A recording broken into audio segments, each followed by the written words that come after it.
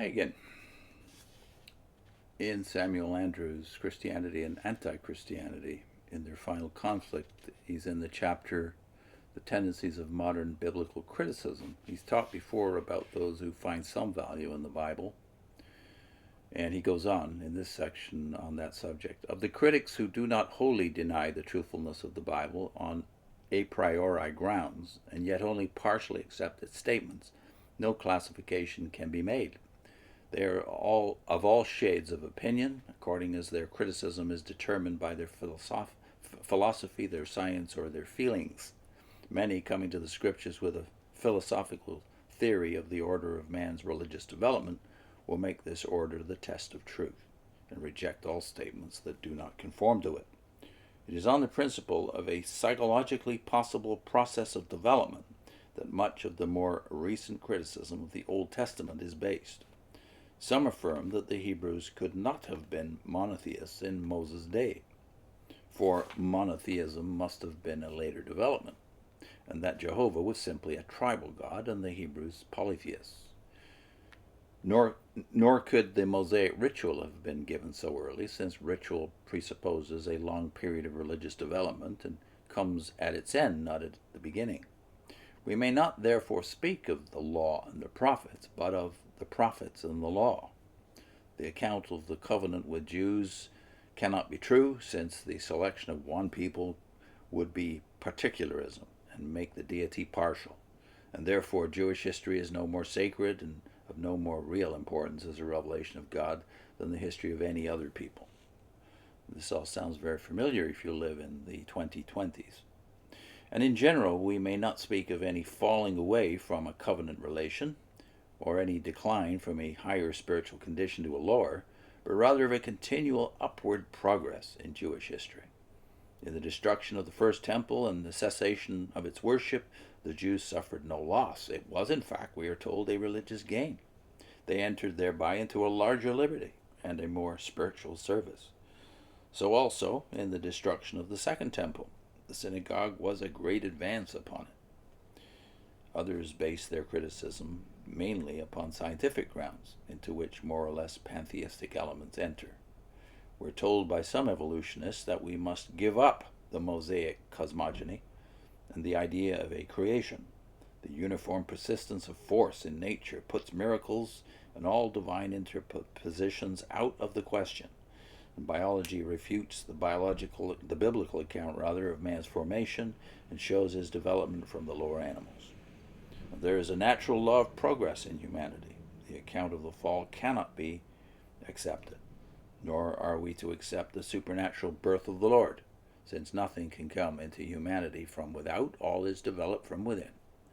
And the future of humanity must be in the same line as the past. No break of dynamic continuity, no resurrection, no day of judgment, no new creation. And for that he has a footnote. A very recent illustration of the disposition to adjust the teachings of the Bible to modern scientific theories is seen in The Place of Death in Evolution by Dr. Newman Smith, 1897.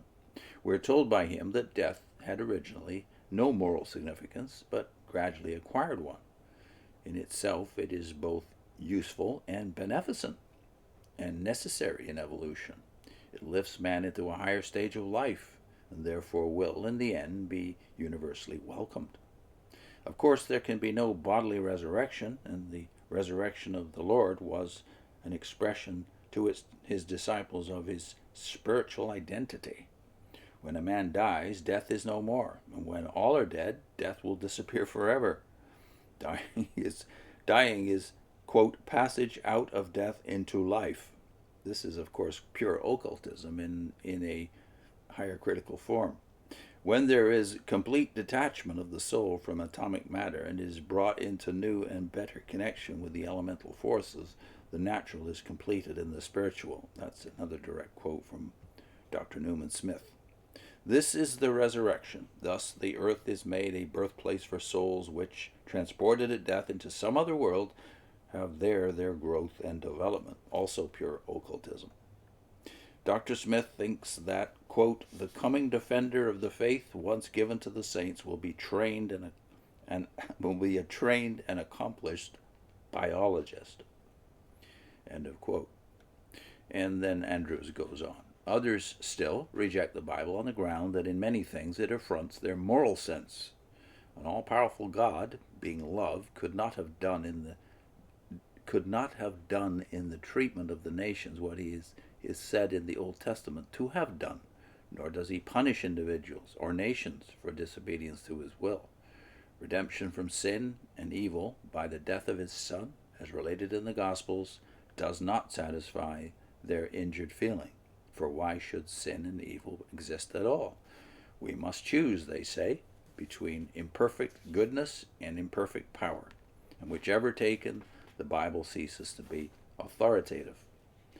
But underlying all hostile criticism, and giving it a force which it could not otherwise have over the popular mind, is the feeling which is in the air that the Bible is a superannuated book. In other words, it's outlived its usefulness. Transmitted to us, for the most part, from a remote past, and embodying the religious conceptions of an uncultured people, what authority has it over us? It reflects, as we are incessantly told, the crude beliefs of a people living in the early age of humanity, when men's conceptions of the Supreme Being were necessarily narrow and very anthropomorphic.